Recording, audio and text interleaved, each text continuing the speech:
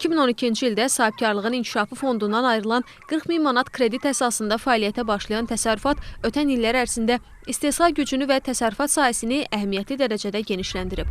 Hazırda 6 hektar ərazini əhatə edən fermada toyuq və hind quşları yetişdirilir, yumurta, cücə və quş əti istehsal edilərək daxili bazara təqdim olunur.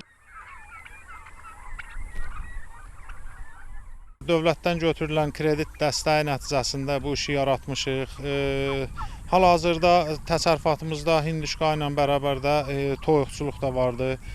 Həm yumurtalıq olaraq, həm də ki, cücə satışı olaraq bu işlə davam elətdiririk.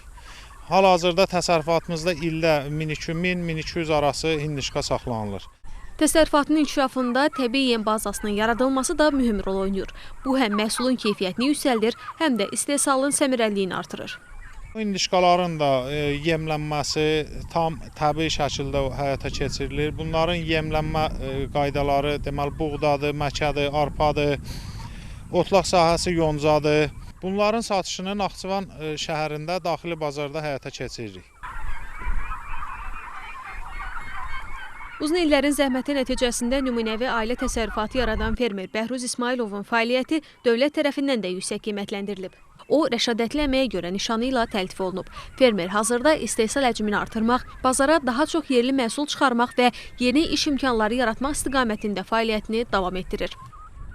İllik bir 10 minə yaxın toyuq cüzəsi satışı həyata keçiririk.